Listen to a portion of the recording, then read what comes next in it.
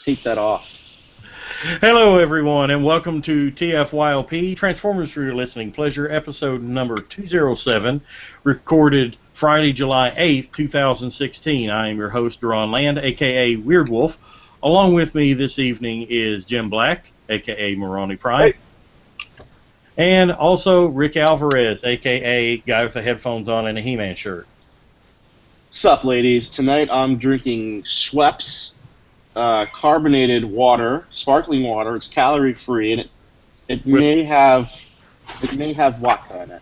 It may have vodka in it. Okay. Just love free calories. Some peach schnapps.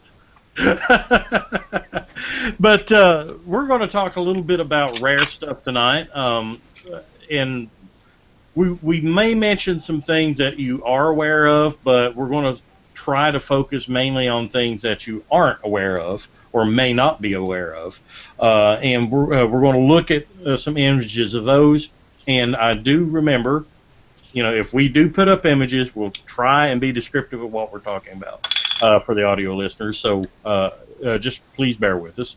And also, since Titan Returns is now starting to hit the shelves here in North America, a lot of us are picking them up and getting our first initial reactions with these figures.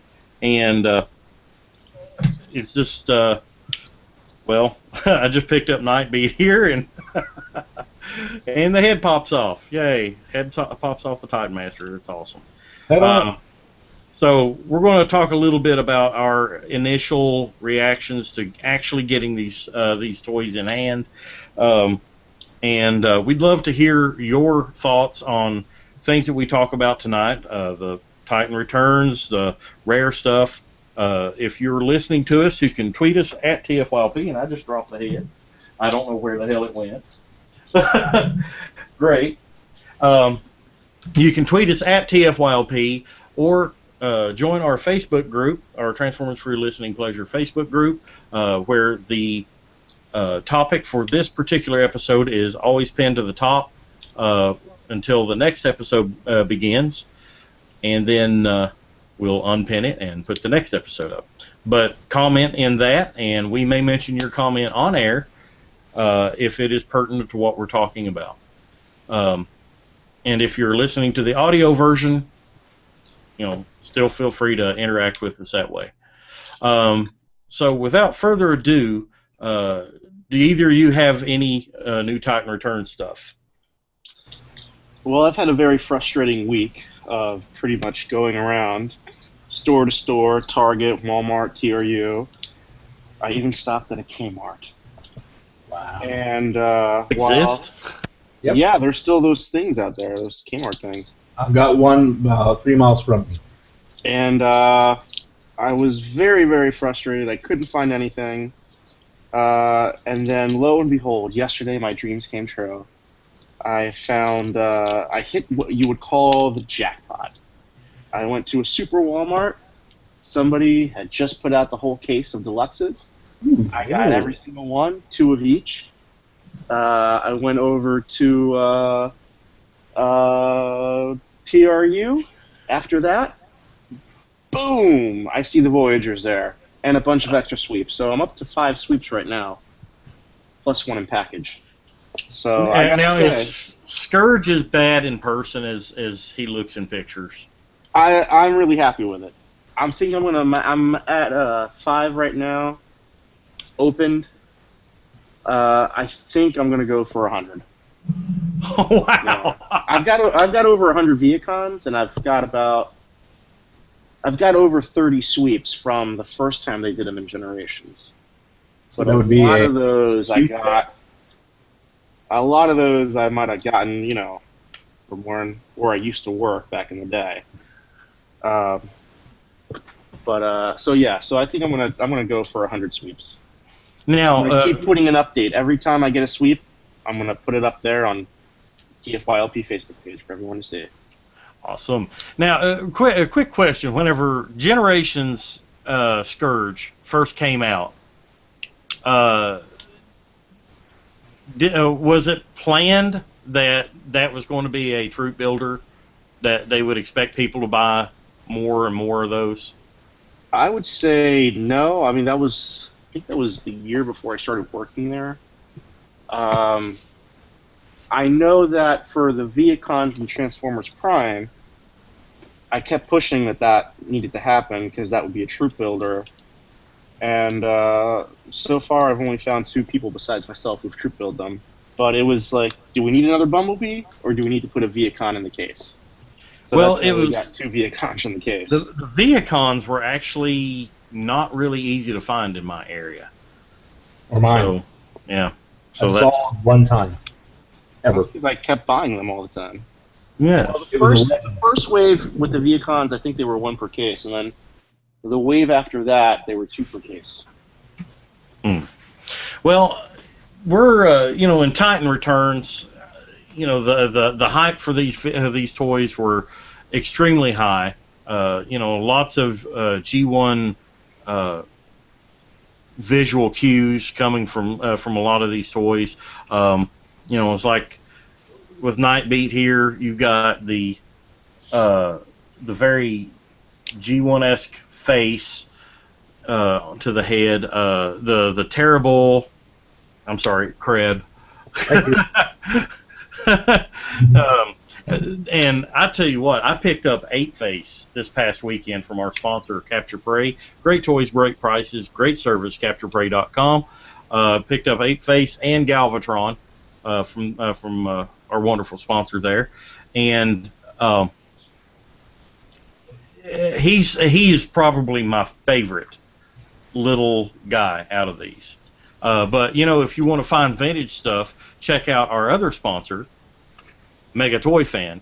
You can maximize your collection while minimizing your costs with megatoyfan.com.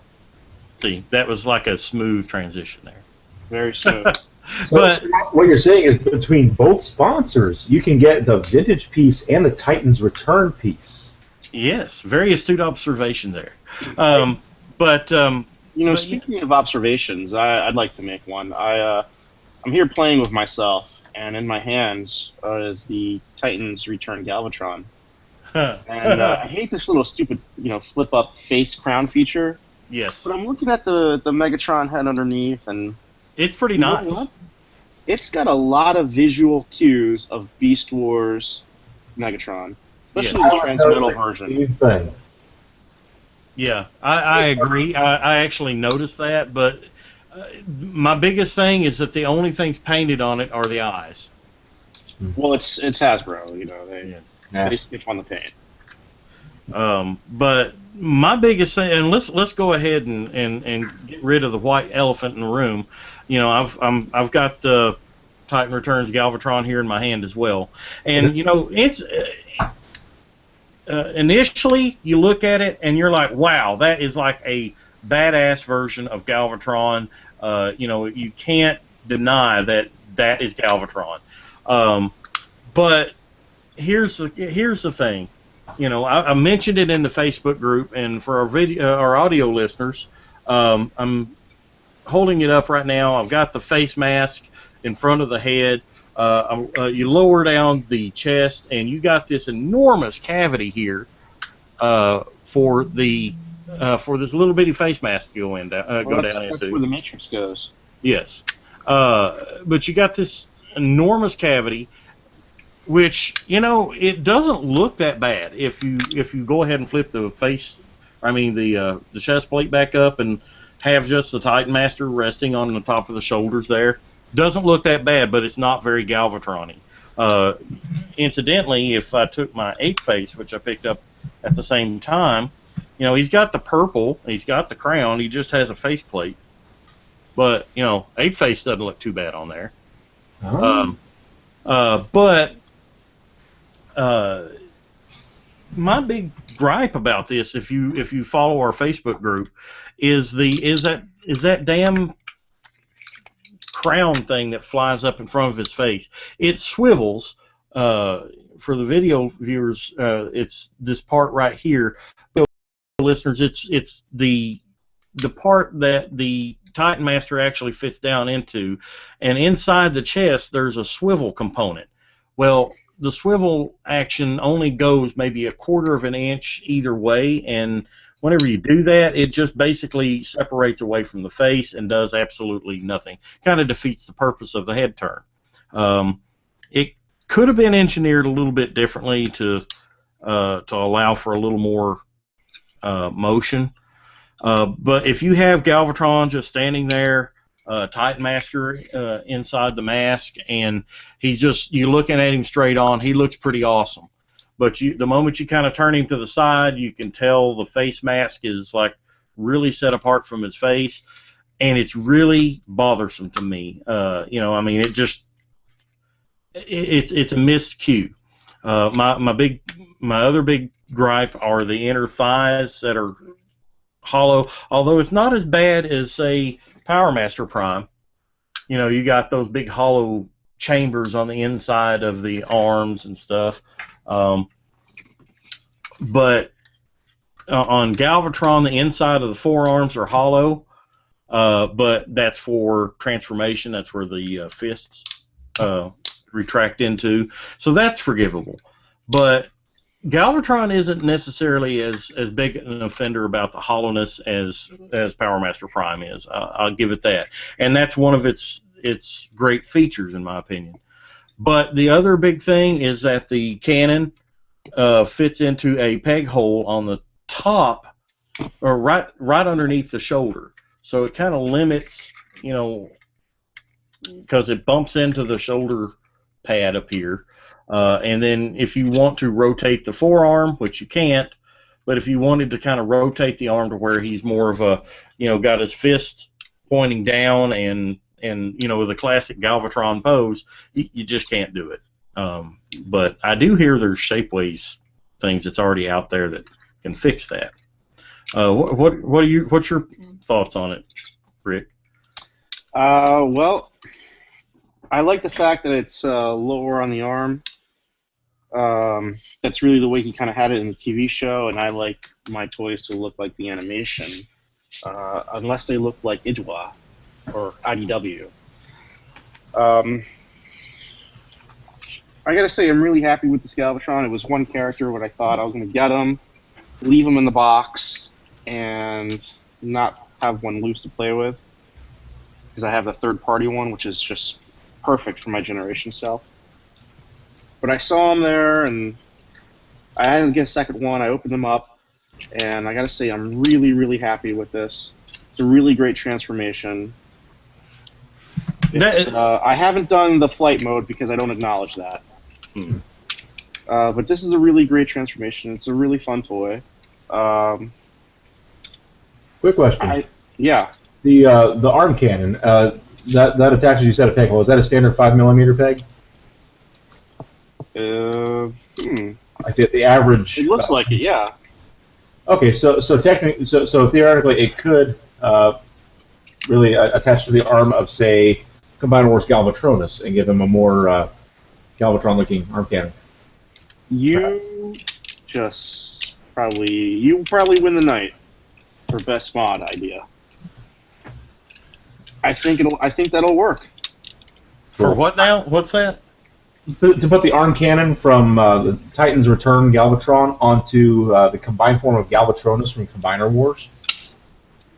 I had not considered that. But I was also wondering, this is just my speculation off the top of my head, I wonder how easy it would be to be able to put the Galvatronus Combiner head onto... I've actually seen pictures of that. People have already done that because of the issues with the head and the faceplate on this. People have already resorted to getting the Galvatronus head and putting it on here with some minor adjustment. I think you actually have to take the port off, yeah, I think that the Galvatronus head actually fits down in that enormous cavity too. So, really? And the head doesn't look too big? It looks good from the picture. It looks good, yeah. It's not bad. I will agree with Rick, the fact that his cannon mode does look flipping amazing and very accurate to the animation that I remember. And the transformation for him is pretty intuitive, and I have to give it to him. Pretty fun too. Just some really minor gripes, but it's just things that just make you sit there and go, man, was it that hard to do that? You know, the faceplate is annoying. I wish that was done better. The arm cannon, it works, but it could have been if maybe the peg hole was a little bit lower. I don't know. You know, the arm cannon works for me. The only thing I kept thinking about when I looked at it, when I opened this thing up yesterday, was, man, this needs to have a light in it. This thing needs to light up. Now, aren't the Voyagers electronic? No, they are not. No. However, if you kind of if you look on the back of Galvatron, there's like a faux battery door molded into the back of Galvatron. Yep. I can't see it all that well. John. Well, it's hard to see on the That's almost insulting. And I gotta say, here's another comment I have about this Titan Returns thing. I was playing with my Skulls Cruncher and my Hardhead yesterday, and all I kept wanting to do, I kept flicking that chest because I just wanted that chest place to pop down. And I was looking at both their transformations, and I'm like, that wouldn't have affected anything if they just had the chest plate pop down, even if it was just a sticker in there underneath. Yeah. Yeah. It bothers me so much that it looks like it actually is on a hinge, but you can't. It's all molded detail. It's almost like G1 Cup. It looks like he has knees, but he doesn't. You know? So essentially, one of the main parts of the gimmick for Headmasters is not present. The strength, intelligence, speed, and all that. You know, I'm with listener Top Shelf Rick at Shattered Glass Jazz on Twitter. He tweeted a few moments ago, at TFYLP, been enjoying the Titan Returns line this past week. It is such a sweet spot where Headmasters meet Micromaster play sets. You know, that's a neat way of looking at it. Yeah. And these the Titan Masters, the little guys that come with just the little vehicles. Nightbeat's kind of lame. Terrible's kind of lame. But I have to say the Crash Bash, aka Squeeze Play / Loco, or was it Loco? I think. Why am I thinking Lycos? That's an old. No, it's the Headmaster for right. Squeeze Play. Was it? I think it was Locos or something other like that. Yeah, I was thinking Lycos. I'm like, no, that's an old web browser search engine thing. Yeah, but it's actually really neat. The arms for the Titan Master actually become the little T-Rex arms, and the feet or the lower legs for the Titan Master actually becomes the lower jaw for the T-Rex. So it's actually really intuitive, and it looks good in Dragon mode and T-Rex mode, and he's got a great head sculpt. And then head sculpts. Yeah. Headmaster Ron, welcome. Hello. Yes. Yeah, my cable company just got our internet back. So, ta-da. Ta-da! But Ape Face, I think, is the winner because, I mean, it's got a very G1-esque jet mode. Then you got the ape mode, and it's instead of having a monkey on your back, you've got a Titan Master on your back. So it's really neat how that goes. And then it's got a fairly passable weapon mode. So I'm more pleased with the little $6 Titan Master guys than I thought it would be. I'm really, really pleased with those. So the ape face transforms into Snapdragon, basically. Well, no, it turns into the ape face jet, and also the ape. Yeah. Okay. So yeah, the Crash Bash and the Clobber turn into the Snapdragon, which you could probably customize to be an actual closer Snapdragon with some paints. I don't have none of the small ones yet have turned up in my area. I've only picked up Hardhead and Scourge, mainly because the blur is too all blue for me, and the Skull Crunchers got gone before I could get to them. Well, I went back the next day and they were gone. So I have not yet seen any of the deluxes, but I haven't really been looking a whole lot at retail. I just get mine from Capture Prey and save the gas money. So, And I picked up Sentinel Prime yesterday at Toys R Us. I left Galvatron because I've got Tyrant, so I really didn't need the Galvatron.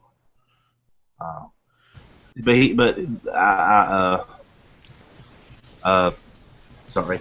The Sentinel Prime is so much of a. I don't know if it's intentional or not. Probably not. But there's so many Brave homages in that figure. You know, his train mode looks like the lower half of Dagard X. He's got the same colors as Death Gary Gun to a degree.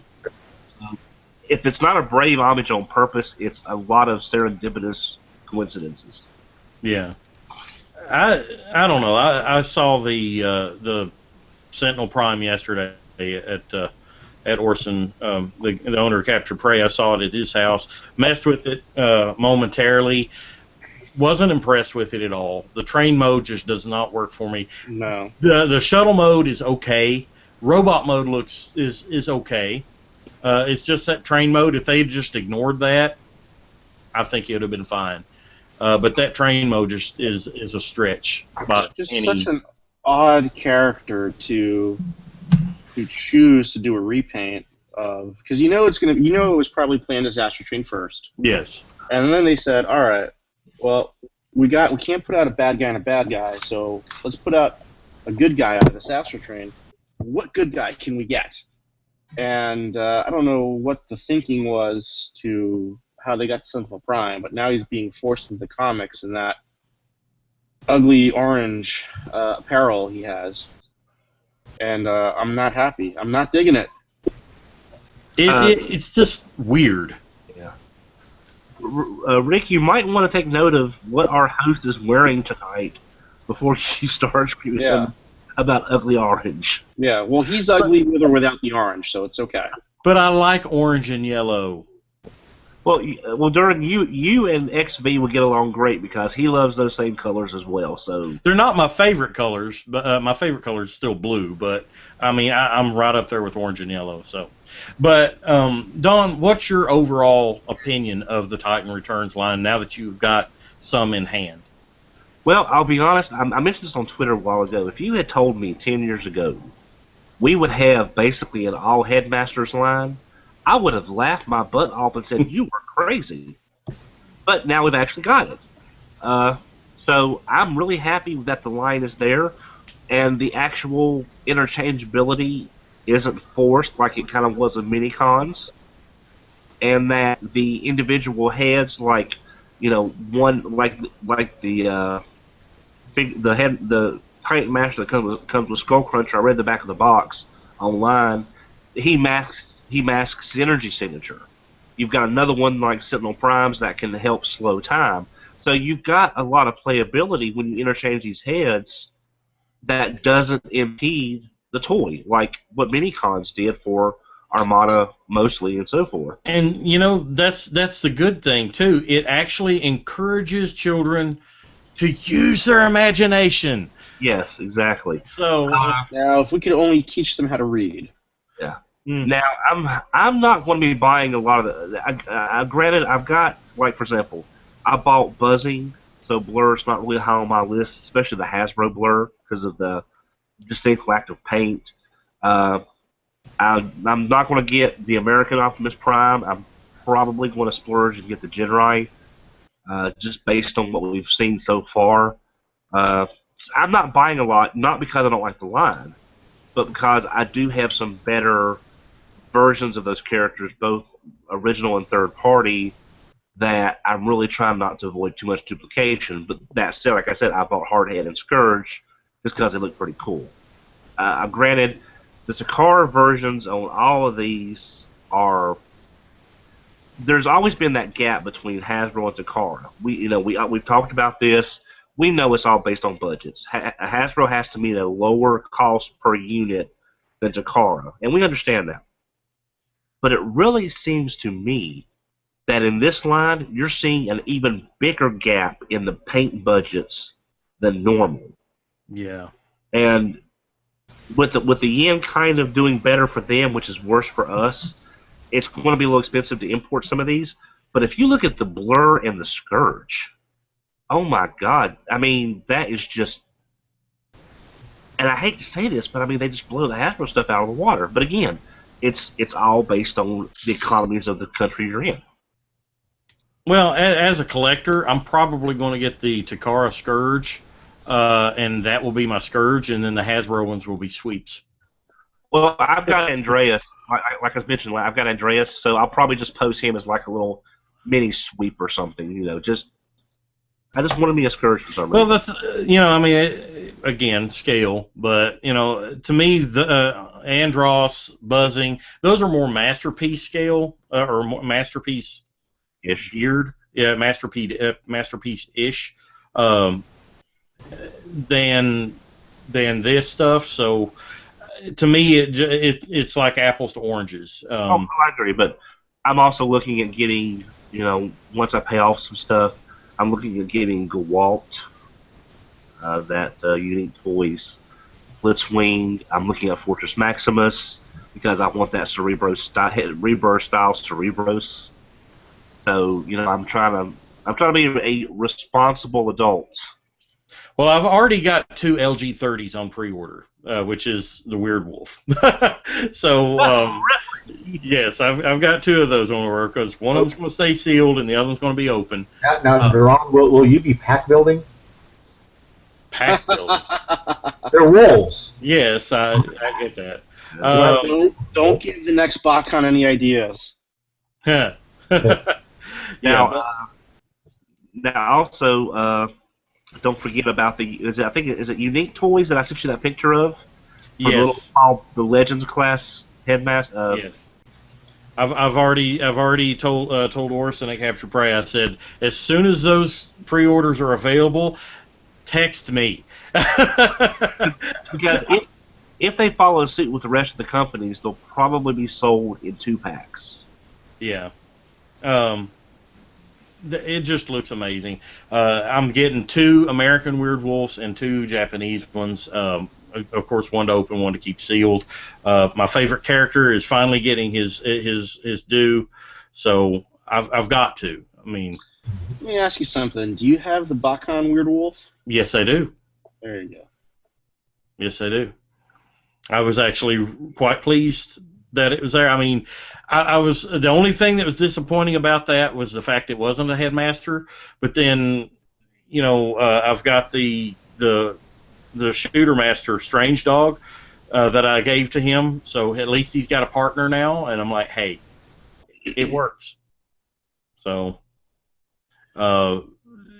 it's one of those things where it's kind of bittersweet. I'm glad that it finally came around, but at the same time, seeing some of the problems with this line, it makes me a little bit worried. But I haven't heard anything bad about the deluxes outside of Skull Cruncher being a little floppy, or Skull Smasher. I'm sorry, being a little bit floppy. So maybe the deluxes aren't so bad. Yeah, it seems that problem's really a Skull Cruncher type thing. I haven't really had any issues with the other guys. But I mean, all things being equal, I would have to say that they absolutely nailed the visual cues with these guys. I mean, you can't look at these guys and not say that's not Skull Cruncher, that's not Weird Wolf, that's not Power Master Prime, that's not Galvatron. You can't say that. I mean, it's them. It's them. I mean, and as a fan, despite my reservations with some of the hollowness and some of the execution of the gimmicks, I'm still really happy with this line. If I did have Tyrant, I would probably be looking at that Galvatron. But with the few QC issues on his legs not pegging together, and the way that helmet looks when it pops up over it, I think it was MGO that did a review and said it's like a Galvatron wearing a Halloween mask. It just fits right around the front part of the face, and the whole back part of the face is uncovered.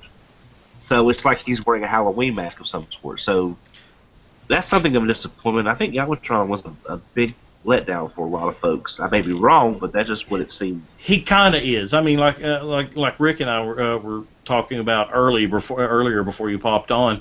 He is he is what I wanted out of a Galvatron, an official Galvatron toy, but at the same time, he leaves me wanting for more. That's the best way I can describe it. He leaves me wanting for more. And I'm kind of hoping that the Takara remolds may fix a little bit of that, because I do know he's getting a slightly different mask. So they might fix a little bit of that. Really? Yes. He's getting a different mask because the horns on his head are different. Much like Power Master Prime is almost going to be completely different. Different feet, different forearms, different chest, all that stuff. So, and a wild Plasticon magically appears. Yes, G2 never leaves. As much as you guys want it to, it's never going to leave. No, it's just you were trying to get rid of, not G2. Hey, Plasticon, look, I'm G2 tonight. And I approve. Not orange enough. Not orange enough. Let me just say this kind of off the record, kind of out there in the wild. I think we should just have like a complete G2 cast at least once where everybody is wearing completely nothing but neon. We should at least once. I can wear a neon thong. If you want to. Would black lights help? Dawn, yes. I think I want to stab out my eyes now, because even though I have not seen that, my head, I'm like, oh my God, Dawn in a neon thong, just no. Walking around BotCon, walking around BotCon looking for RC in a neon thong, and that's all. I wouldn't do it in public. I would just do it here, but you couldn't tell. So I'd be like, is he doing it? Is he not doing it? I'd just be like, you'll never know. Headmaster Don in a neon thong wearing a pair of lime green flip-flops. YouTube banana hammer. There is your horror image for the weekend, folks. Save you a few bucks running Insidious. There you go. But he's got to have the Indiglo blue headband and the wristbands to go with it. Oh, and you know what I could do? I could paint a box different colors, and I could be like wearing the Cybernet Space Cube. Oh God! Wow. Listener Edward Hunt. I don't think I've heard anyone say the Cybernet Space Cube aloud in the last 10 years. Oh well, I've said on both podcasts. The only thing I would have changed about the BotCon G2 set, as great as that's probably my favorite set, is that the box should have had the Cybernet Space Cube around the edge of the box, so that way it's like the box was like the window, the TV window, and that was the outside edge. That's the only thing. Hashtag missed opportunities. Yeah. Yeah. Hashtag feminism. But listener Edward Hunt says, I need to have my brain washed after that, Don. Sorry, guys. Just throwing it out there for the fan. I think we've lost viewers, Don. Thanks a lot. No, come back. I'll let Massey attack me. Well, he'll do that anyway. Wait. In his thong. Wearing lime green flip-flops. Oh, hey, what if I put lime green flip-flops on Massey? Would y'all pay to see that? I don't know if I'd pay to see any of that. But anyway, get this pick. Plasticon, have you been able to see in stores or been able to pick up any of the Titan Return stuff? Negative. I've seen nothing on the shelves. I've watched a lot of reviews. I haven't seen the review for Galvatron yet, but I have seen the Fortress, and I'm actually kind of floored by the engineering. I would say that the design of that Fortress is actually really, really good, although the official mode completely does not do what a city should. There's an unofficial mode that I don't know if anybody's seen it, but it's where they actually unfold the legs, much like Metroplex, and turns it more into tower size. and it's much better. It really looks like Fortress Maximus.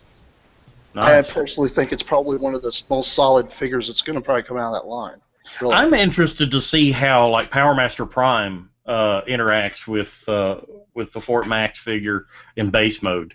I hear Power Master Prime and I think Blaster actually connect to him.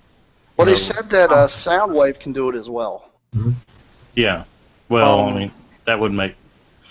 I mean, it only makes sense because it's the same mold, but one thing I'm kind of curious of, because I thought I saw somebody out there that was putting up some kind of silhouette of a God Bomber add-on for that Prime. I don't know if... That is heavily rumored, yes.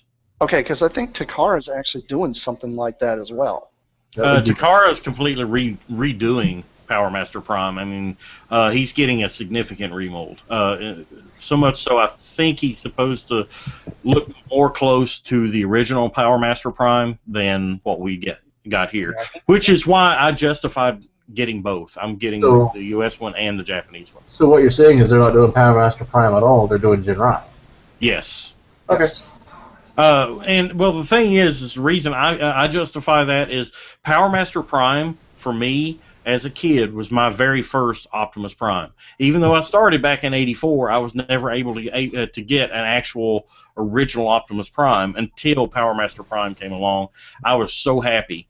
I mean, up until then, Ultra Magnus and his white cab. My white cab Ultra Magnus was my dead Optimus Prime ghost. So, whenever I played, so whenever Power Master Prime came along, I was a happy little kid. I remember my brother got it for me for Christmas, and so I have a little sentimental attachment to the toy and character. I mean, the U.S. version wasn't as good as the Japanese version for the original toy, but honestly, it really wasn't that bad of a toy in the first place. It was actually really well engineered. This new one actually looks a lot like it, and I really like the design. From what I've seen, though, I mean, I love the idea that the headmaster gimmick actually sits inside the cab as if he's driving it, which is kind of cool. Well, I'm glad that they didn't leave that out. However, there is a caveat, and for the video viewers, you'll be able to see this, but for the audio viewers, I'm splitting open the cab for Power Master Prime, and all that neat detail that's in the Ultra Magnus mold, that's where Minimus Ambus sits inside the cab, is completely gutted for Power Master Prime. Essentially, the helmet flops down inside this cavity and just floats there, and that's where the Titan Master actually sits on the back of the neck, as if it's a seat. But all that neat detail that's in the Ultra Magnus mold that's inside the cab, like the little controls and stuff like that, they're all gone in Power Master Prime. It's completely... I'm kind of wondering, because as much as these add-on kits we've been seeing lately coming out just for Combiner Wars, do you guys think maybe somebody out there in the third-party world might come up with something that just kind of clicks in and fills in that back portion so that way the head can still fold in? It's entirely possible, but I don't really know if it's needed. I mean, exactly. It's noticeably gone, and I wish it was there, but I'm not hurt that it's not. If that makes any sense. I mean, how often are you going to play with the inside of your Transformer? Well, you got those guys out there that really are kind of sticklers. It's like, think about how many add-on variations that they came out with for Combiner Wars Devastator. I mean, there was one that literally just got done released about a month and a half, 2 months ago. Like a new set. It's like, how many add-on kits do we possibly need for this one toy? Well, I do know that Renderform is actually coming up with Power Master Prime rifles. Yes, he is. So. And if anybody has not watched it, I actually did the video review of the add-on guns for the G2 Minosaur set. He's also done a set just like that for the G1 Minosaur or the Combiner Wars. Quality is top-notch, and Renderforms is the guy to go to for those kind of add-ons. Like if you're just wanting guns, he'll fill the bill. He's also got a few head sculpts as well that he's been really trying to push out there. Definitely. But I think they're pretty cool. But So initial reactions to Titan Returns as a group, I would say that we're generally pleased with what we've got, with some minor frustrations and disappointments. Would you say that's general across the board? Yeah. So look for them in your stores now. I know some Walmarts are getting them, Toys R Us's are getting them left and right, and of course our sponsors like Captured Prey have got them in stock right now as well, so check them out. So let's move on to our main topic of discussion tonight. Rick actually prepared a slideshow, and for Don and Jason, since you popped on late, I want to remind both of you, whenever we're talking about things that are on screen that our video viewers can see, please be sure to be descriptive about what you're talking about, and mention what character we're actually talking about. That way, people's not sitting there listening, going, what the hell are they talking about? So let's try to avoid that. Well, people often wonder what we're talking about anyway. Yeah. I mean, they're like, what the hell are these guys? Are they like drinking Schweppes with vodka in it or something? Sorry, what were we talking about? We got Tally here. He has no idea what's going on. So. Well, Tally's best thing is banana. No. Before you know it, Jim will be asking for tacos. It's not Taco Tuesday, buddy. Not yet, anyway. What's wrong with tacos? It's not Tuesday. But Rare Transformers, Rick, you've got a lot of experience in this realm here, and knowledge on Rare Transformers. Yeah. Kick us off with this. All right. So let's screen share here. Let's get our technology glitches out of the way. How do I screen share here? Okay. I'm going to go to screen share button. Yes. And then I'm going to go to desktop. Whichever screen is actually showing what you're wanting to show right now. Click on that. Start screen share. Yeah. And then present to everyone up there at the top. Present to everyone. Yes. I don't see a button that says present. Should be up there at the top. Try doing the screen share again, because I saw it flip on and went off. Well, if it's up, present to everyone button should be up at the top near where the hang up button is. You are screen sharing them. Okay. Yes. All right. So you see me now. I'm hot. Yes. Yes. There we go. I love the wallpaper. That picture looked familiar. All right. Let's go. Sideshow. All right. So here we go. Now this is a presentation. Just some Rare Transformers out there. It's not the end-all be-all of Rare Transformers.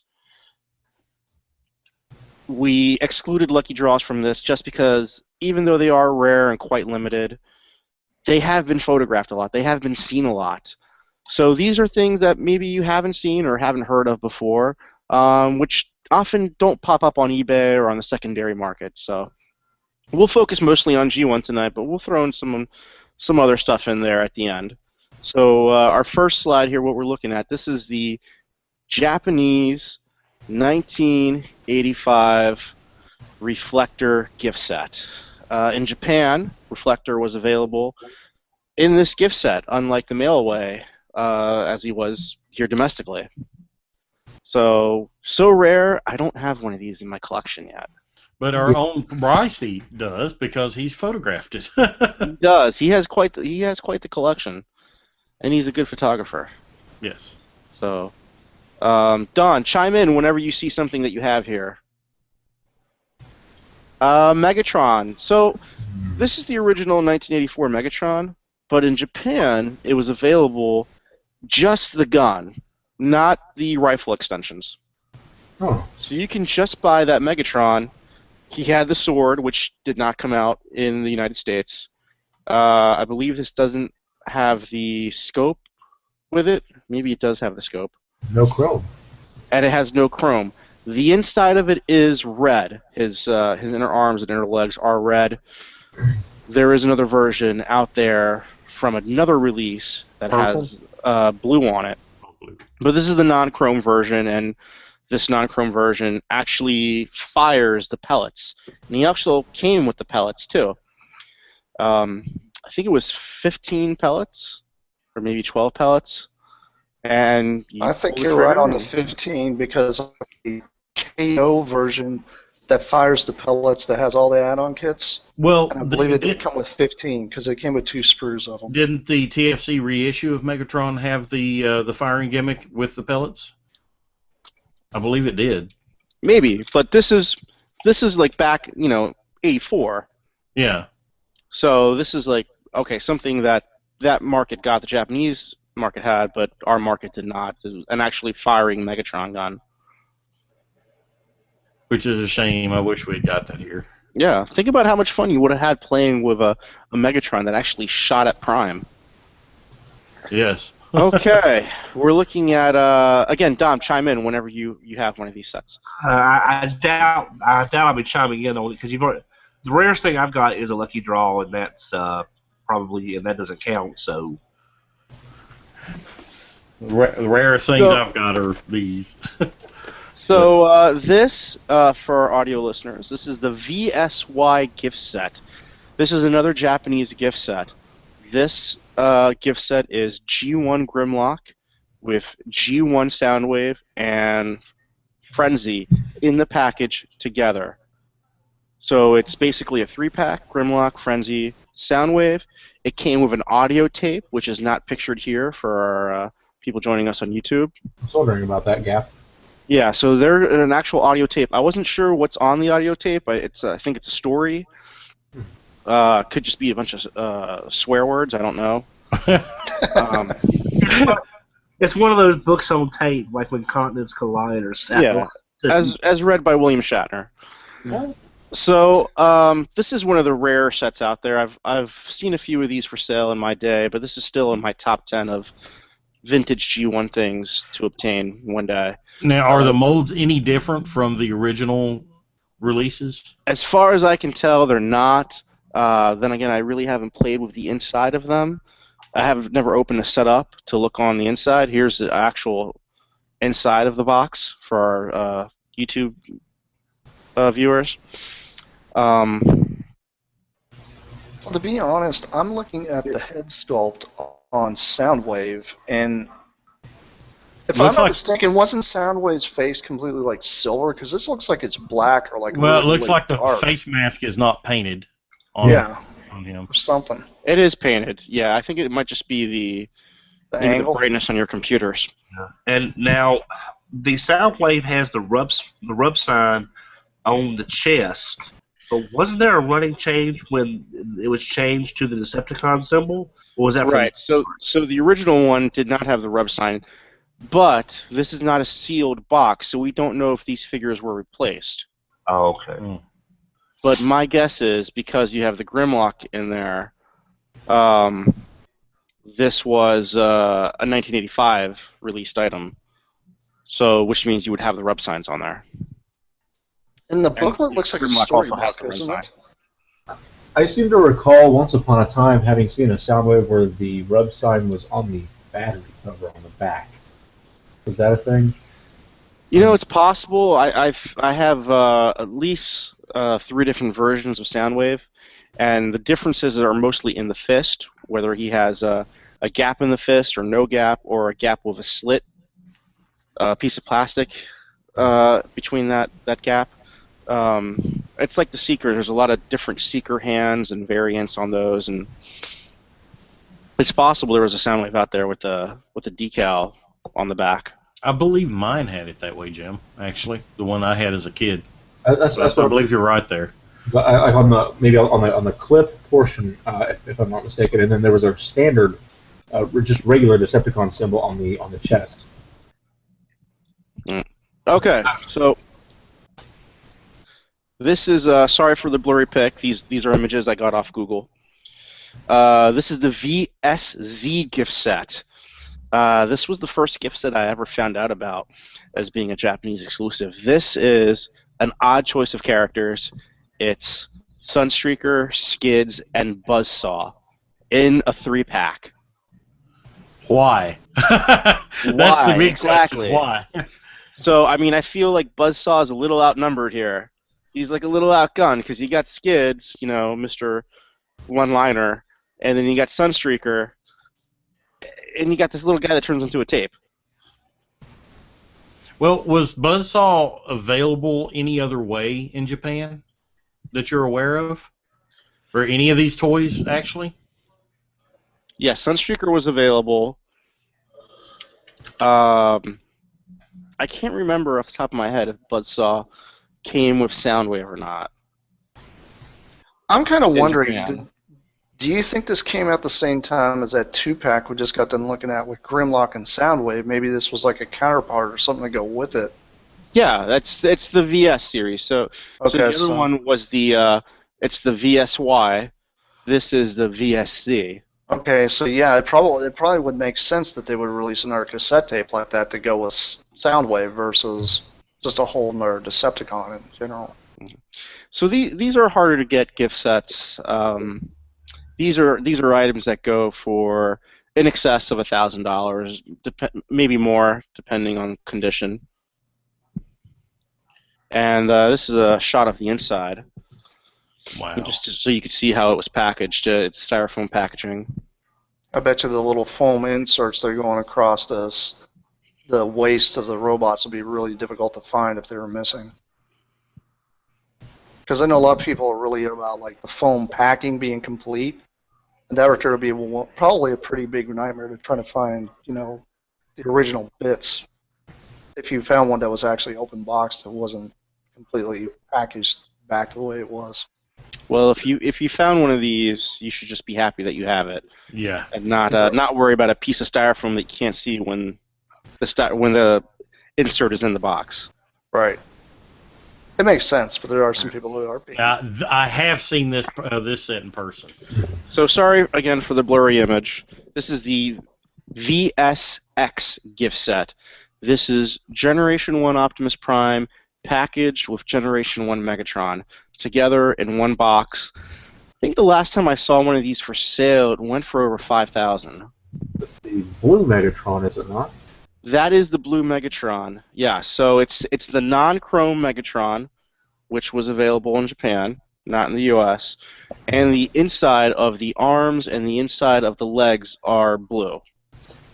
Now, Optimus does come with his trailer here in this package. I don't remember if Megatron comes with the rifle accessories or not. Oh, so basically the Prime is complete. Yeah, Prime has a trailer going across the top of the box, which you can't see when they're in package. Here's another shot of it from a different angle. Did that Megatron actually fire? I haven't opened one of these boxes up, so I don't know if this one fires, but I'm going to guess it does, because I have the Goodbye Megatron gift set, which came out after this, and it still has the firing mechanism in it. So it's amazing how Japan got Optimus Prime and Megatron in so many different ways, and we just had them like individually boxed. Yeah. Well, I wish that marketing back in the 80s could see the opportunity of packaging the two leaders together and presenting that as like a holiday item. I don't think that mentality was there back then. I could have seen this across the line with like Mask, G.I. Joe, a He-Man Skeletor 2-pack. That would have been perfect for the holiday season. We do see some of this today. I mean, hasn't there been like Transformer American releases, like holiday 2-packs, Prime and Megatron? Seems like I've seen that before. Yeah, there's certainly some Black Friday deals. A little bit. But nothing as cool as what we're seeing, where you got the two leaders packaged together. Right. So here's another one. I think the closest we got to something like that would be maybe like Prime in the first edition box set. So this is another gift set This was at the end run of G1, right as they were switching to the Hot Rod, Cup, Rodimus Prime characters. This is called the Goodbye Convoy gift set. This gift set is G1 Japanese gift set. It has Optimus Prime, Mirage, and Red Alert in it. It's a 3-pack of these characters. Again, random Mirage and Red Alert with Prime. Why? Yeah, see, a good marketer back in the day would have said, you know what, we need to make the Mirage clear on this one. Yeah. So there is a variant on this Optimus Prime. The Optimus Prime, the piece of plastic behind his chest, that's the windows, is actually blue and not clear.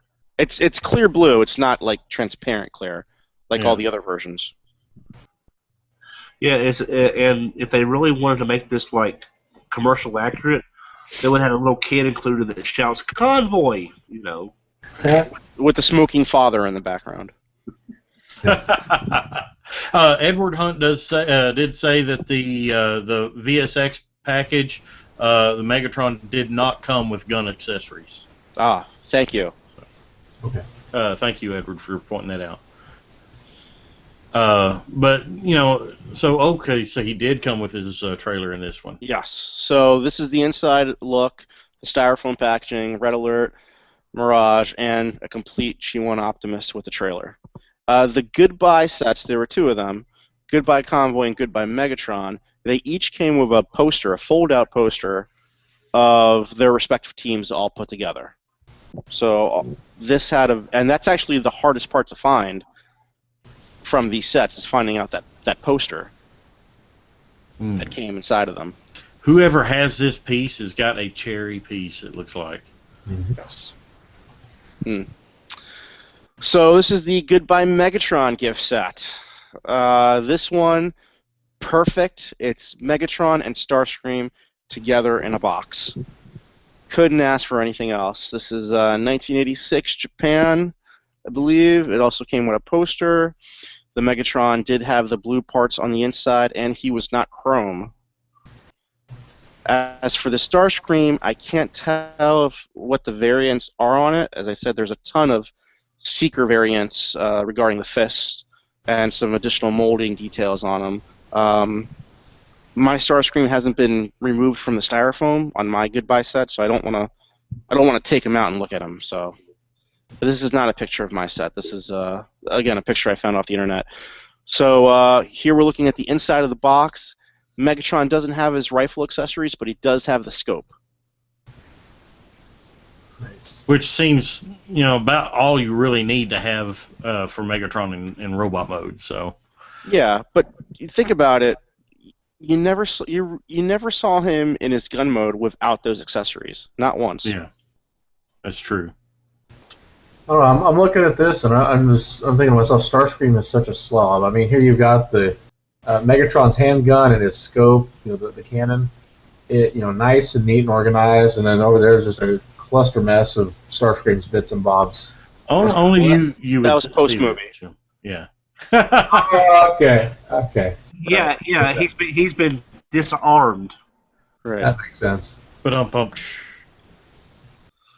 Okay, so here is another rare item that we're looking at from our friend I Am Ratchet, who has a lot of AFA choice pieces. This is Generation 1 Blitzwing. Now, there's nothing special about this toy, but it's this packaging. This is the Generation 1 Blitzwing in a poster box. Yep. And that poster box variant of G1 Blitzwing is extremely rare. Wow. I'm pretty sure I it's would be one person. I would be afraid to ask how much that particular piece is worth. Well, it's something's only worth as much as you're willing to pay for it. Sure. If you were to offer this piece to me, I probably wouldn't pay any more than $2,500 for it. But that's my opinion. That's just what I feel it's worth to me as a collector. I think some of these have sold for more in excess of $2,500. Not saying that's wrong. It's just that's kind of like the max of where I would go with it. Now, Rick, I'm trying to remember because it's been a while, of course. I remember buying Onslaught, and he had the poster inside him. But and again, this was bad, and all that. But were the posters limited to mostly your it was your boxed figures? But I don't remember anything bigger than say a a a a, a, a combiner leader like Motormaster or them. I don't remember them being anything bigger than that. Well, Except, of course, There there's was the a Metroplex, wasn't yeah, there? yeah, of okay, course. okay. There's the Metroplex with and without the poster, and I believe there's a variant on Skylinks with and without poster as well. Okay, yeah, you're right. I remember seeing the Metroplex now because I turned Metroplex down at a Sears outlet sale for $24 because I didn't have the money. So I had to make do with the Minosaur gift set for 17. Just make do with it, Don. Yeah. It would have been worth. It would have been worth the overdraft. You were a child, man. Yeah, I was 17, and that's all the money I literally had on me. So, but yeah, So here's another super rare piece. It's definitely in my top 10 of G1 figures to get one day. This is the Target Master Scourge in the box. Nice. While I was working at Hasbro, I was fortunate enough to go into the deep archives, and I did find a Target Master Scourge sealed, cherry, beautiful, was perfect, and I got to mess around with it. I got to play with it. You know, not take it out of the box, just pretend in the box that it was flying around. Did it ever occur to you to say, "Hey, I'm going to take this for sample purposes. I'll bring it right back," and then forget? I can honestly say I never once misplaced a piece of art or a sample from the archives. I can honestly say I never once did that. Other people, who knows, but we all know that there's stuff that's been on the secondary market from time to time. Now, I don't remember how rare this piece is, but it's been a long time since I felt that I've seen it online, available for sale. This is the Abominus gift set, Japanese version. Now, the Japanese version and the Italian version produced by Gigi are both very rare. I think the Gigi one's actually a little harder to find. But this is one of those gift sets that's out there, much like the like Piranacon is a tough gift set to find as well in Japan.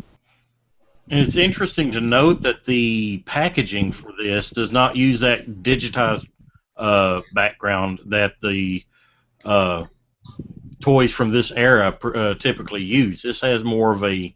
It doesn't even have the starburst in the background, for that matter. No, it's got the grid. No, Takara was using the yellow stripe down the side of the packaging for a lot of things at that time.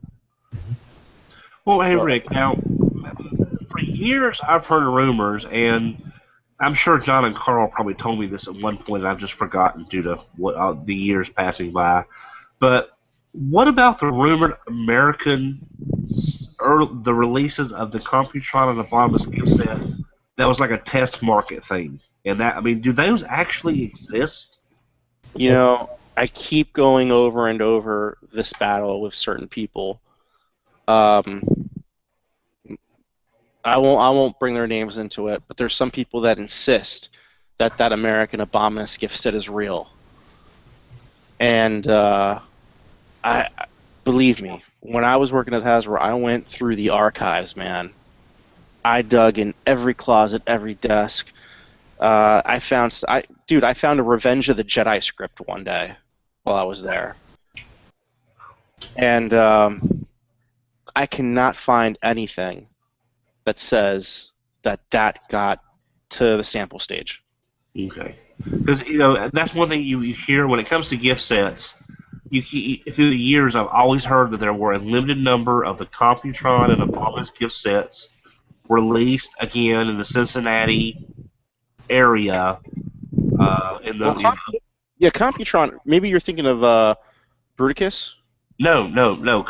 I'm just saying for years I've heard the same rumor. Is Computron and Abominus gift sets were sample released or test marketed released in certain areas in the upper north area cities, and they did not come out. But there are some supposedly it does exist.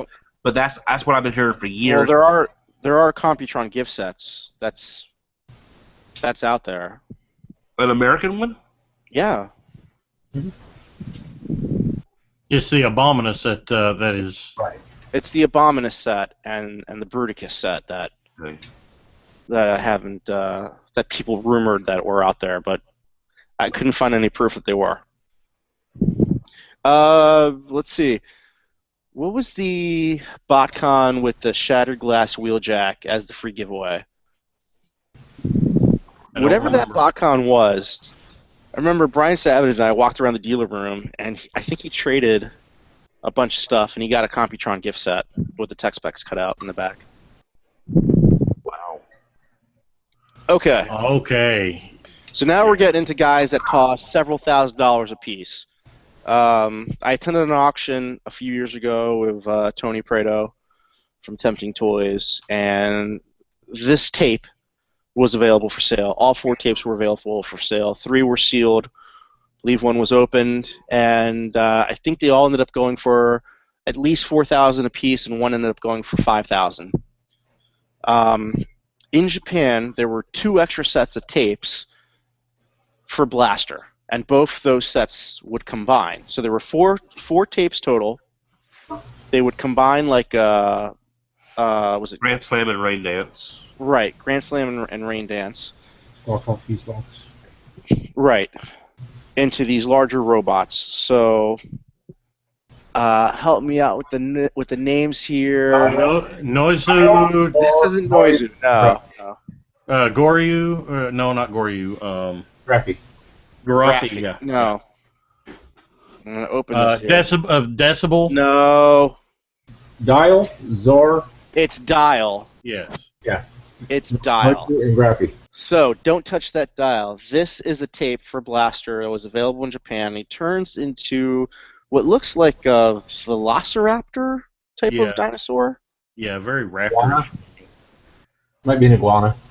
No, it's very raptorish looking in appearance. It's green, long hind legs, short forearms, and narrow neck. Not unlike, I mean, it's Overkill turned into a T-Rex, but a T-Rex has a thicker head, shorter neck, and everything. This thing here has a more narrow head and a narrower tail as well.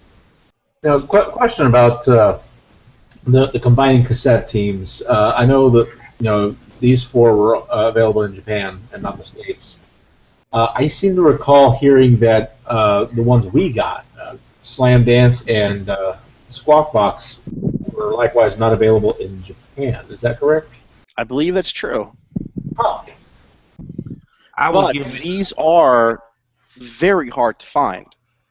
I have actually held sealed versions of these in my hands, very gently. So you're looking basically at a toy, and size does not equate to value. No. Just because something's big doesn't mean it's expensive.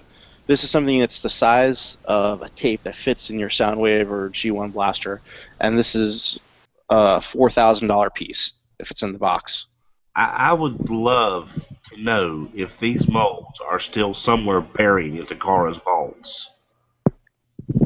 I would just. They were KO'd not too long ago. They were.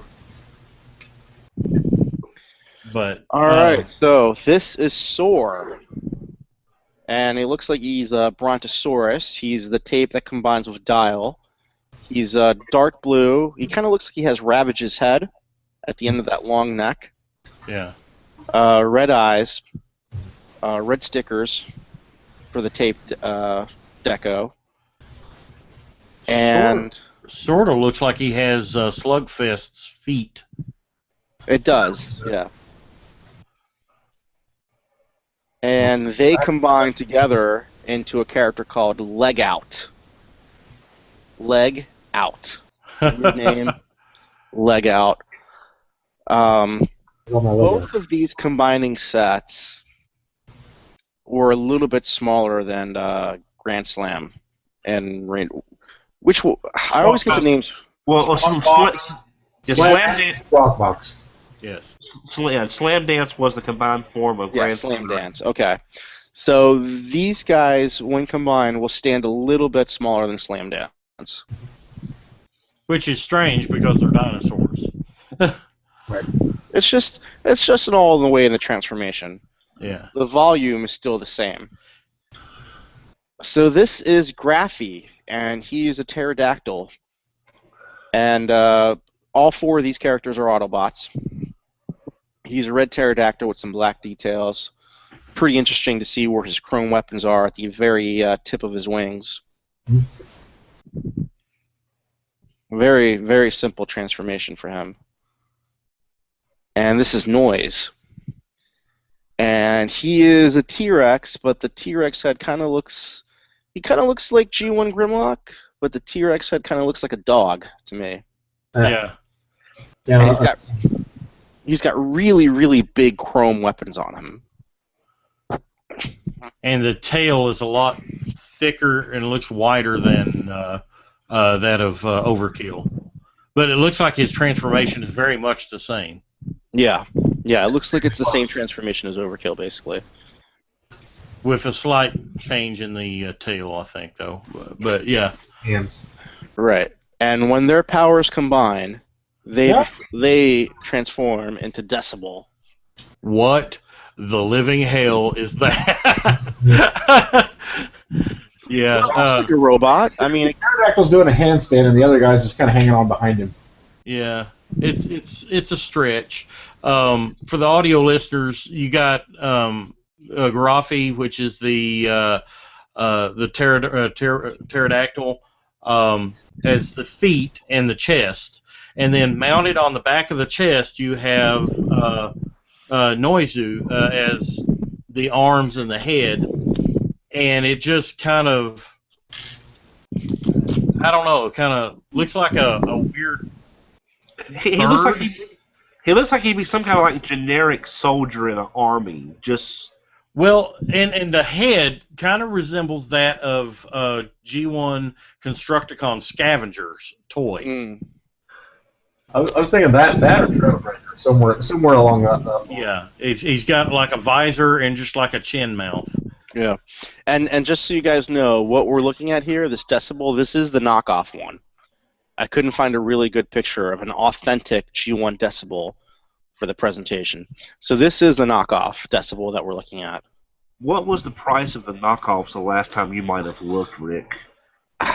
You know what? I think they were more than what I wanted to pay. Yeah, They were pretty expensive. I think they were close to $80. Because I remember looking a long time ago when I first heard about them. It was after the fact. And all I remember is thinking, oh my God, I can't pay that for knockoffs. But I can't remember the price. It was just... I believe the last time I was offered a set was about $150 for a set of 2. So yeah, I'd say about $80 a piece. Wow. Yeah. You know, I just wonder. Like I said, I wish they could go into these molds. Maybe Hydra can go in at one point if he works for the car again and find out if these molds still exist. Because I would keep. Can you imagine how many sets of these they would sell if they could do it as an encore reissue? Yeah, but think about it. How many collectors know about this? And because there's not that widespread knowledge base about some of these harder to find things, do collectors actually care?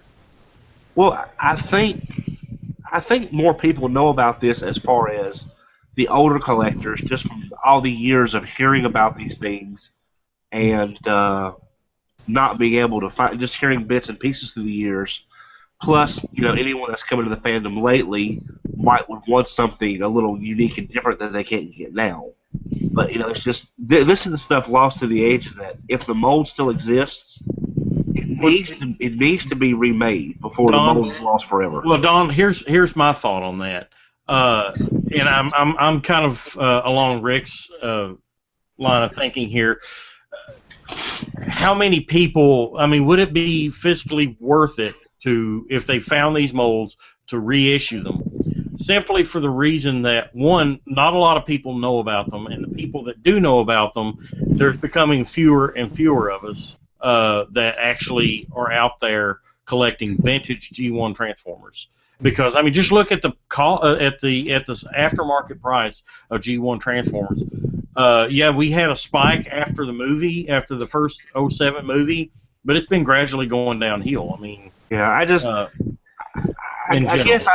I'm just part of the growing up, and I didn't know about this stuff till after the first BotCon. But that, and say all the stuff from England, like the Turbo Masters and stuff. If these molds exist, they need to be preserved. Or if they're not going to remake this stuff, at least find the molds and preserve them. Because there's no money in that for Takara. There's no money in that for Hasbro. Like, there's no point in preserving something that you're not going to make. Well, to me, not saving these. I mean, if you're not going to remake these toys for collectors and whoever wants these, the molds need to be preserved, just like, say, original Doctor Who on video. So much of that was lost in the great destructions, you know, because they didn't think anybody would want them, and now you have entire episodes that don't exist anymore. This is the same thing to me. If you don't save these molds just for posterity, then why bother? If you go burn all the Doctor Who from the 60s and 70s, you're losing a piece of history. Don, I got two arguments for you, Don. I'm not saying I agree or disagree with you, but I got two arguments I'm going to throw at you. One is Star Convoy. When Star Convoy got reissued, at the time, that was a pretty rare piece until he got reissued. Would you agree? Yeah, I agree, and he didn't do very well. Right, and he got reissued, and the thing bombed. I think they were selling them as low as $15 on Yahoo Japan at one point. Wow. It's just, I hate seeing stuff like this from the early days. Well, here's my second thing to tell you, Don. Remember the old Star Wars Kenner lines, the original Star Wars toys? Yeah. You know where those molds are? Where? Those molds were chopped up and used as ship anchors, Don. Oh, wow. Oh. I mean, you're talking about Star Wars. They're going to do that with their molds. Yeah, it's just, I mean, I know where you're coming from. It's just, it seems like such a waste. It really does. It's depressing if you think about it. The thing is, Don, though, you're looking at it from a collector point of view who you're one of the few people who still want these toys, and I admit I am up there with you. I would not mind seeing a reissue of these guys or any of the other rares for that matter. But you got to be realistic. We're thinning out. Right. You know, I mean, I'm in my 40s. You're in your 40s. You know, I'm still in my 30s. I just want to point that out to the ladies. We're all dying. Yeah. This is the thing that a lot of people, and I can see what Rick's talking about here when things get turned into boat anchors. Most people don't realize the size of these molds. These molds are not a little teeny tiny little cube. Something like this that gets compressed with like just the pressure itself. These molds, most of them took 2 to 3 people to move, sometimes a forklift to move this piece. And not only that, solid steel thing they stick in a rack. They don't have a warehouse, honestly, probably big enough to even hold the molds for half of these. Right. These things are the size of a car. And not only that, not only do you have to store these, the problem is technology has advanced so far that a lot of those Generation 1 toy molds, they may still exist, but the machines that produce today's toys aren't compatible with those molds. Well, so you have to retrograde the machines to make them compatible, and it's not financially worthwhile to do so. Well, let me ask y'all this. I know we get off on a tangent here, but this is something that's, for years at BotCon, I had put down on my survey that if Hasbro could find the UK molds, the Turbo Masters, the Light Formers, all that great stuff from the UK that we didn't get over here. See, to me, the lack of articulation is not as important as the niceness of the mold. I mean, do you think we need to see some of this stuff reproduced so at least current generations of collectors can at least see and own a part of history? Or is articulation so important it's killing the older toys that don't have it? I think your argument's wrong, Don. I think you're looking at the problem at the wrong way.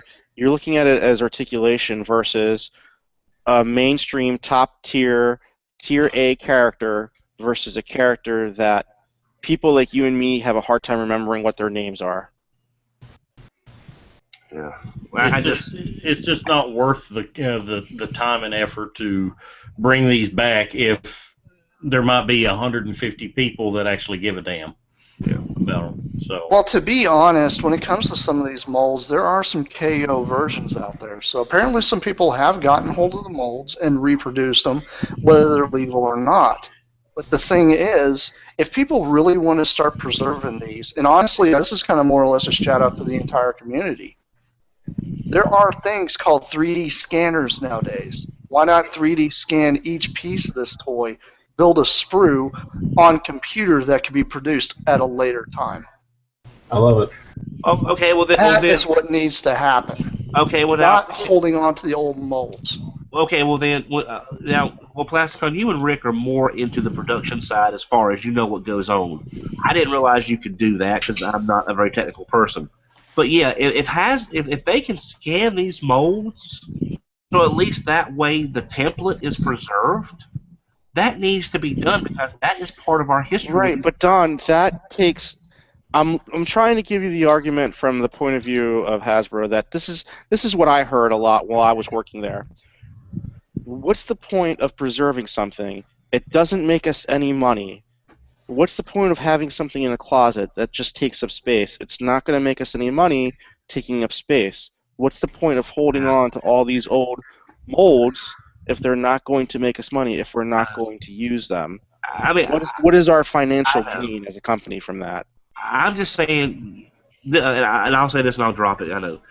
It's better to have something and not need it than need it and not have it. You never know when these things will come back around and be popular or be wanted or be desired by people that have never seen them and would appreciate the relative simplicity versus how nice some of these earlier toys were. I'm just saying it's better to save them and have them than lose them forever. And I agree, Don. I 100% agree with you, but that was a losing battle that I was trying to fight for many years. And when I no longer worked at Hasbro, that there was a huge relief of pressure that just all this weight just dissipated because I didn't have to deal with having to make that argument to people about certain things. And I'm sorry, I'm not trying to fight anybody on this. It's just this is something that's always bothered me. Is how the fandom keep looking at the new stuff, better articulation, more this, more that. It's better than the old stuff. How Revenge of the Fallen Prime is better than the first movie Prime, which it is. But if we didn't get the first movie Prime, we wouldn't have had that stepping stone to the Revenge of the Fallen. And it's just, I don't want to see this history lost to the ages without at least saving some of it. Don, this is how I see it. I see this the same thing, almost, because I'm a film guy, okay? I'm really into movies. I love this kind of stuff. The only way any of this stuff gets preserved if it is passed down to further generations. But it doesn't necessarily have to be the authentic 35mm film that actually fit in a machine, because it's very hard to retrofit that stuff into modern technology nowadays. There's a major process they got to go through with just that. That's even going with the new remastered version of Transformers that's coming out on Blu-ray for everybody out there, the 86 movie. But the thing is, if they did this, Rick heard me and everybody heard me say this, if they took these molds and they scanned them with a 3D scanner, you can save this stuff into a digital archive and still be able to build the same toys that you desire now, identical later on.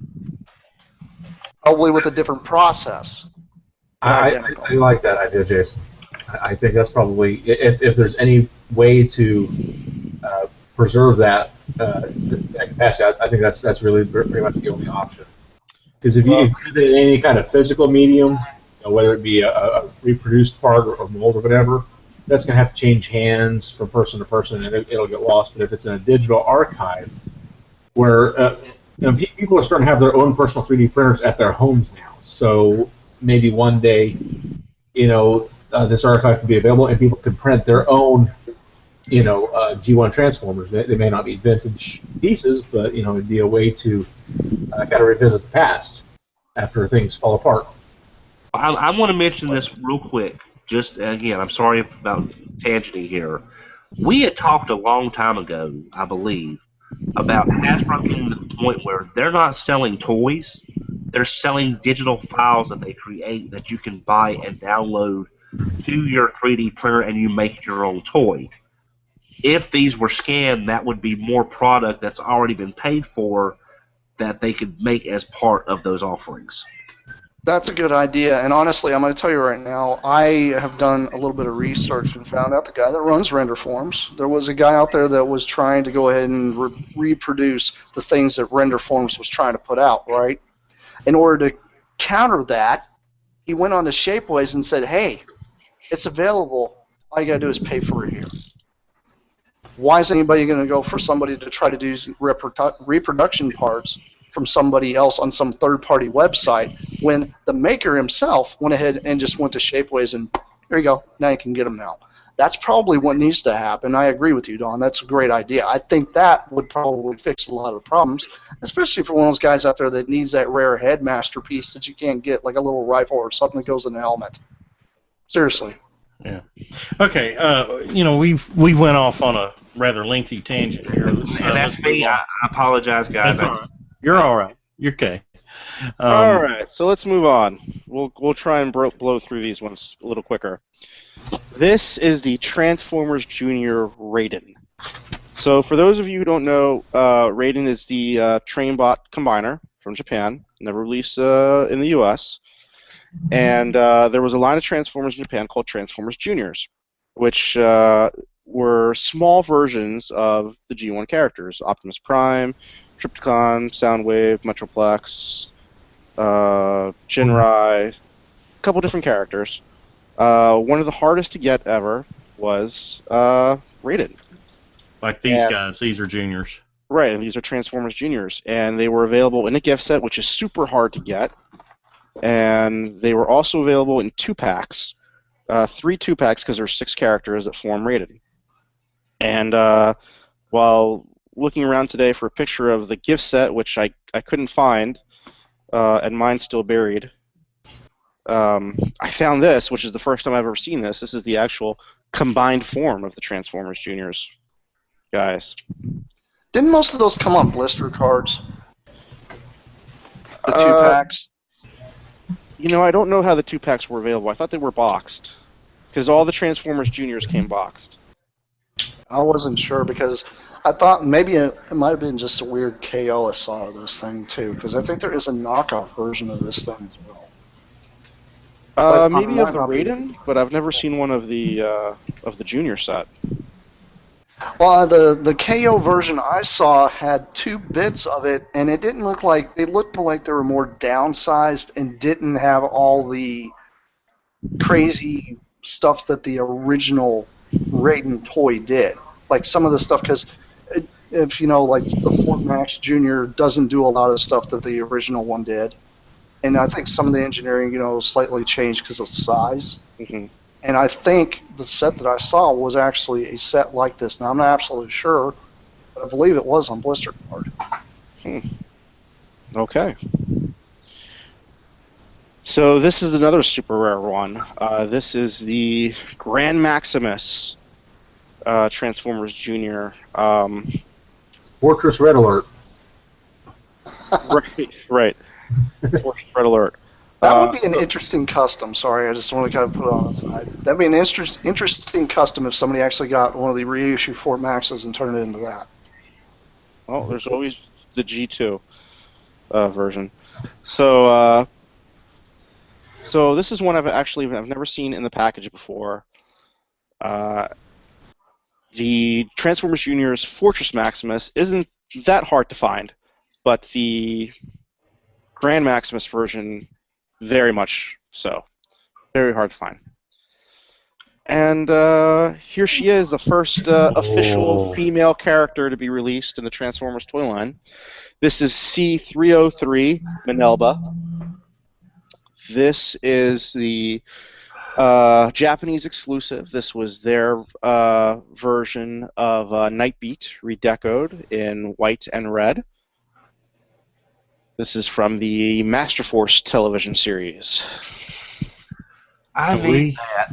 We never got an inkling of this in the United States. We had the toy. We had the toy decoed as Nightbeat. Yeah. We never had the redeco as Minelba. That's the only Headmaster other than Black Zarak that I have at least some version of.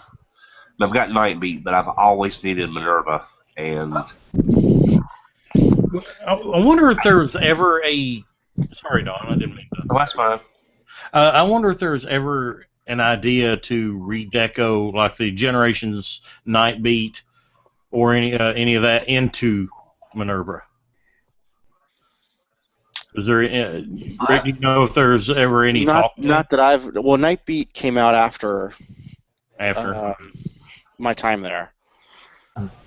I didn't know if he was being developed or what.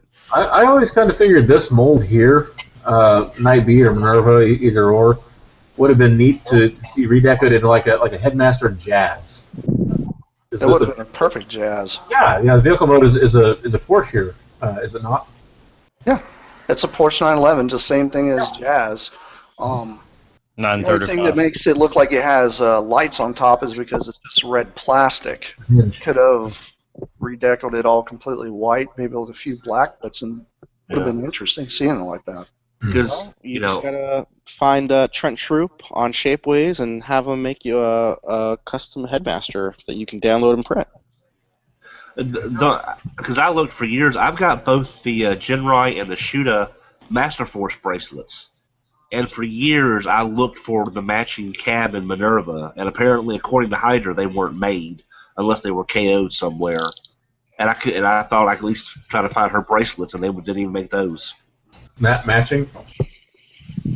Yeah, well, yeah. Let's see. They released in Japan the kids the role play Master Force bracelets for Genrai and Shuta. Yes, I knew that. Yeah, but for years I was trying to find Cab and Minerva's until I met Hydra, and he told me that they didn't actually make those. Yeah. And I knew they had the Genrai. I didn't know they had.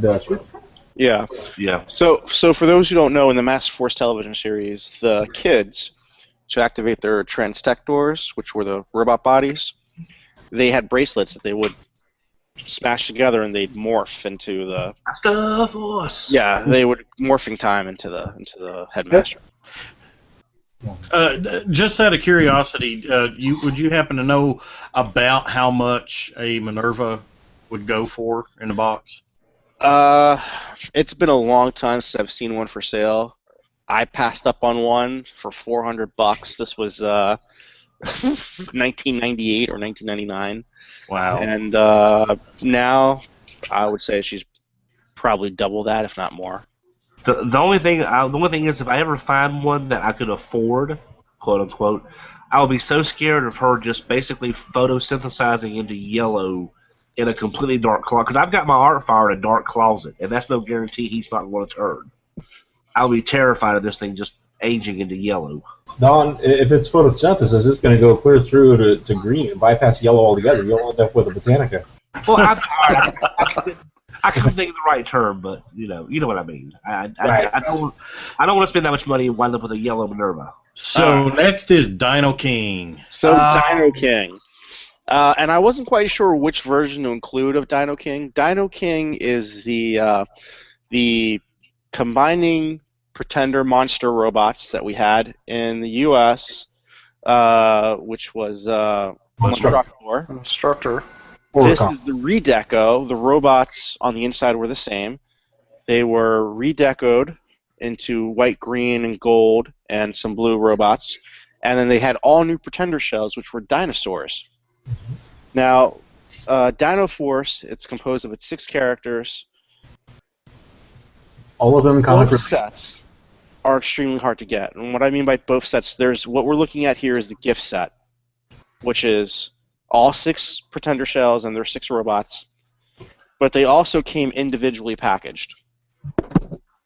And that's how I have them, individually boxed. Orson with Capture Prey, BotCon in Chicago. I have a picture of Don holding this set, the Dino King box set, wishing he could pay for it. The price tag, $1,700. Nice. It was cherry. It was cherry. Was it sealed? No. But there was, the slime residue that is typical on the Pretender shells for this toy was not present at all. They were perfect. Yeah, I gotta say the ones I have, they do have the residue on them. Wow, this is another one I need, but it's just out of my price range. I mean, this is why I'm getting the third party from Fans Project. Yeah. so at least I've got a representation of the character in a slightly bigger size. Yeah. That's me. I'm like, I'll never be able to afford or go for the old ones or the originals at the price that they're at. I'm like, I'll just be happy with the third party ones. Yeah, and I can't even. Well, I'm not even gonna try getting the shells for the Fans Project one just because. Too flipping big. Yeah, and I love those giant shells. They are awesome. They are awesome, but they're I have no room for them. Yeah, and they're about $100 a piece in addition to the figure. So I sold Rick my Triceratops because I had it. I intended to get them all, and I'm like, I don't have anywhere to display them. So yeah. Well, so far they've only put out 2 of those Pretender shells, and I'm hoping they follow through with the other 4. They've done the pterodactyl and the tritops, right? Right. Well, I'm sure the engineering and actually, the manufacturing process for those large shells is very costly. Yeah, Fans Project has gone on record saying that the shells, after the first one was released, they admitted that it was a bit of a mistake because they are so costly to produce and so few people actually want them. So right, it's an injection mold process that really costs a lot. They're beautiful, but yeah, I can see what you're talking about. So let's keep them on moving here. This is the Dino King set loose, so you get a better look at all the Pretender shells here. And the shells is actually where it's at with these guys. Yeah, some great detail on these shells. Yeah, and a lot of paint. I just love the idea that all their handguns that actually fit on the individual robot modes actually fit onto the Pretender shells and give them armor and the whole Dino Rider thing. Yeah. They did that in the U.S. version as well, didn't they? Yeah. Yes, they did do it. All right, so this is another item. This is another gift set. This is Victory Saber. This is composed of the Star Saber and Victory Leo figures, both which are huge, were only available in Japan, and they both merged, so of course it only made sense to make this into one giant gift set. And here's a tiny picture of that giant gift set, how it looked on the inside. Ooh. But everything was there, both figures were complete, and as far as I could tell, there's no variations on these between the individual boxed and the 2-pack. That's much like the. Don, I know you've got this one, right? Don stepped away. Coming up in Combiner Wars. But yes, this is the Lyle Kaiser gift set from Generation 1. So this is all 6 guys. This gift set, the Breast Force, the Breastmasters guys. I have that. Who? No, you don't. Yeah, I do. I do. I You got got it back. that? I got it and Overlord from the guy in Japan that I was trading Legends Bumblebees for Master Force tapes in 1994 for Overlord, and that was 160 shipped. Wow. Well, I'm very happy for you. So, Very nice. But I got something that might give you an idea of how big the Victory Saber box set was. I have this. Watch it, Messi. Can we see it? Yes.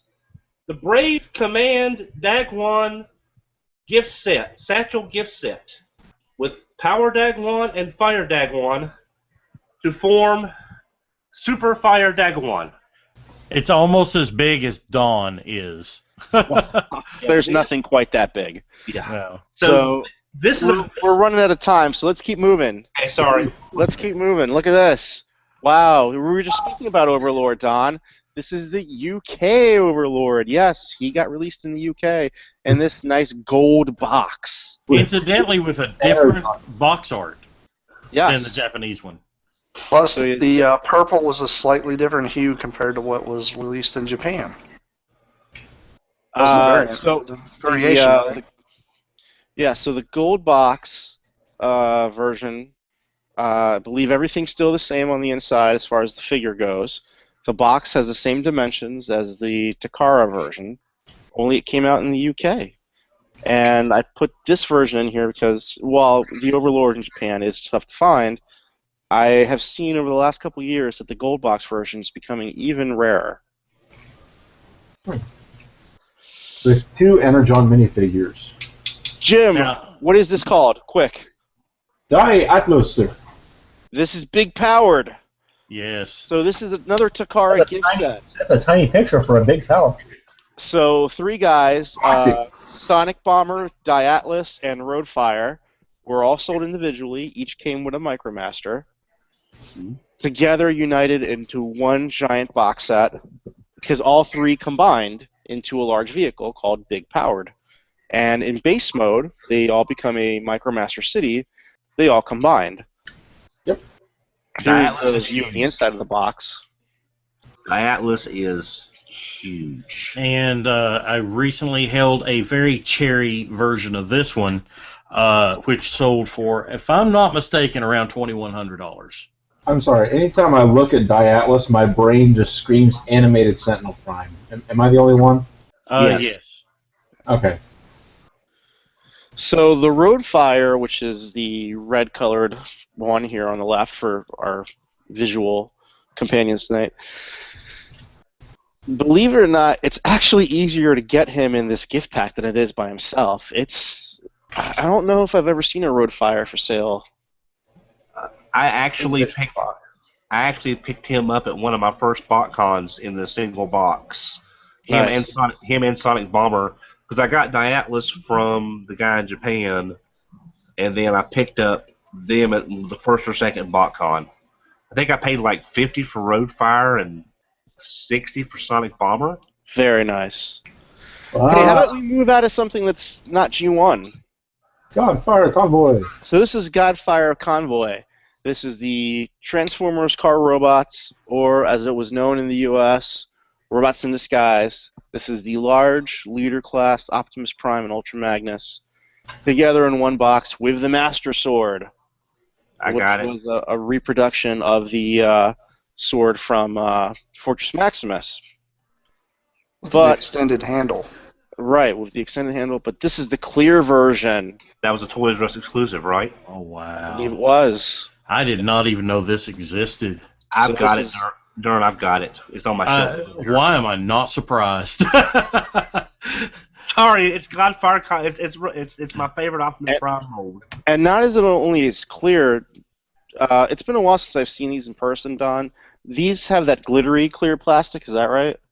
Kinda, yeah. It's not as noticeable from a distance, but when you get up close, you can kind of see the flaking kind of in it. Yeah, so it's got like gold glitter embedded in the plastic. And when the light hits this thing, oh, it's so beautiful. So moving on to Armada, or Micron Legend. This is the Armada Optimus Prime. What was this colored version called? The red. Was it Magma? Super wasn't. Power Link Optimus Prime. At least in the States. Okay. So it's the Takara version of the Power Links Optimus Prime with Overload, but Overload comes in clear red, and this was a Toys R Us Japan exclusive, and it had the little Perceptor Micromaster team redecoed with it. Ooh.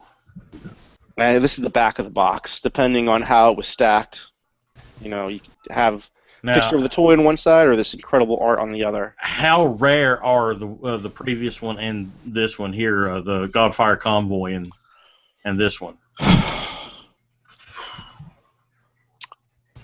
The Godfire Convoy, I haven't seen in a long time. I don't even want to guess at a price, but the last time I saw one of these sets, which is the Micron Legend set with Overload, I think it was $450.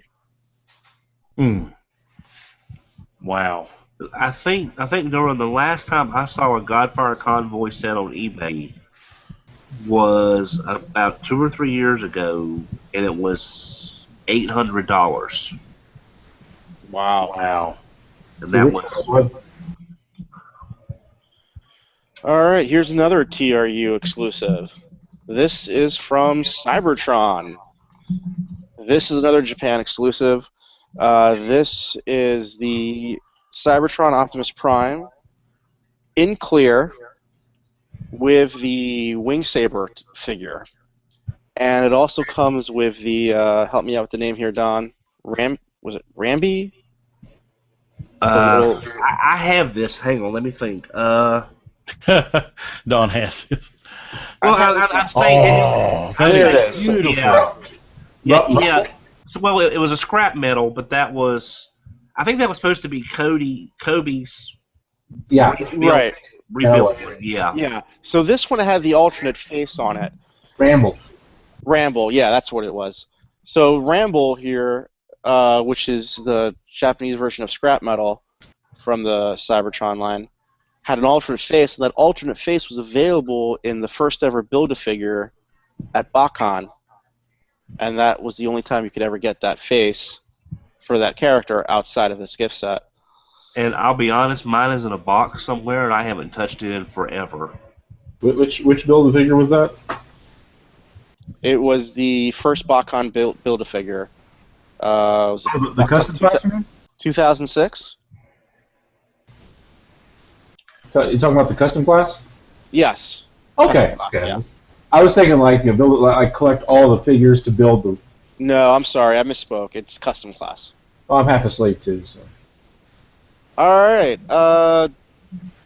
Mr. Land, explain. Yes. Okay. We've got BotCon Japan 1998 had a set of Beast Wars characters that were redecoed. The one that you currently have on the screen right now, I also have in my hand, in my possession at this time, is BotCon 98 Double Punch, which is a translucent. It's a translucent red version of Beast Wars Scorponok. So, yeah, these were, I believe, limited to 600 pieces a piece. The other one is now, this one right here actually belongs to our own Michael Swift. He recently purchased it from me. But Barbarian, which is the brown bear or grizzly bear deco of Polar Claw, Beast Wars Polar Claw, also limited to 600 pieces. They go for around 300 a piece if you look in the right places. They're really, really nice pieces. You don't get outside of Beast Wars. I don't really think there's any more of the regular Beast Wars molds that are any rarer. Do you? Not from molds that were released in the U.S. Well, this mold, what we're looking at here, is the Leo Convoy mold, which technically was released in the U.S. via the Hasbro online store. What we're looking here, I kept lucky draws out of this because, yes, they are very rare, but again, they've been very heavily photographed. This is one particular lucky draw which has not been photographed that often. This is Leo Convoy from Beast Wars 2, decoed to look like Galvatron. He's Galva Leo Convoy. And he is a lucky draw figure. Very, very rare to find. I'm going to drop a plug for my friend Tony Prado. Hi, I'm Tony Prado. Tony Prado at Tempting Toys. He actually has one for sale sealed in the box. I think he's asking you for $4,000 for it. Oh, is that all? Yeah. Well, Dora, but it's sealed. That's actually cheap because the year that came out, it was either Fumihiko or one of the Japanese dealers had one on display, $7,000. Yeah, but again, it's only worth what someone's willing to pay for it. Yeah, but I'm just saying. So having something for sale for a certain amount doesn't necessarily equate to what it could be worth. Exactly, but I'm just saying when the year it came out at that BotCon, they had one, and it's beautiful in person, but Fumihiko likes to charge a lot too, so I don't rely on his prices. And we have the Emerald Unicron, the Lucky Draw Unicron. Another lucky draw item, but again, very rare. This is the Armada Unicron toy, that giant toy, decoed in green. Which we saw at BotCon this year. For about $8,000, I think is what Azusa had it priced at. I didn't price it. I didn't want to. I asked him, and yeah, that's. I think Jim, you were standing there with me when we asked. I'm pretty sure, yeah. Yeah, I believe he quoted me $8,000 for this toy. Yep. It's beautiful. It might be a little high for me. I probably wouldn't go that high if I had an opportunity to buy one. Well, it's definitely up there. I asked him whenever he said $8,000, I cringed, quite heavily like it. And he goes, he told me in broken English, extremely hard to get a hold of. So I gathered that, but I guess I'm assuming he meant it was extremely hard for him to get a hold of. So I guess that's why he's got it priced so high. In my opinion, if it's going to cost $8,000, I honestly think it needs to be legitimately made out of absolutely every mini-con, just like in the show. I don't know. And that will bring us to the end of our presentation. I hope a lot of people, if you've been listening or watching this episode, that you have seen or heard about something that maybe you hadn't quite heard of before. If we can, we'll try to throw some of these images up in the thread on our Facebook group. Rick, do you have those handy? You might be able to post. Yeah, absolutely. Okay. So check out our Facebook group if you want to see some of these toys that we spoke about tonight. They are not necessarily things that are easily, they're obviously things that are not easily obtained, whether it be high price, lack of availability, or what have you. But they are also not items that are typically seen or spoken of very much because of their rarity. Lucky draws are a given, like Rick said, that everybody's heard. If you've been a Transformers fan for any length of time, you've heard of a lucky draw. But these things here, mass release generally, or an exclusive of some kind, so not easily obtained. Any of you guys have any closing thoughts on the rares? For anyone who's listening to this, I'm about to upload all those pictures on our Facebook right now. Awesome. Well, we ran a little bit longer tonight than we intended, but we hope you guys have enjoyed the show. Please like, subscribe, and spread the word. If you love TFYLP, let other people know if they're asking about Transformer podcasts. If you post on message boards, put a link to us on tftalk.net and TFYLP. Put a link to it in your SIG on message boards. Share it with your friends. Let everybody know that you love TFYLP. We're here every Friday night at 9, or as close to 9 as we can get. And follow us on Twitter at TFYLP, and also join our Facebook group. Guys?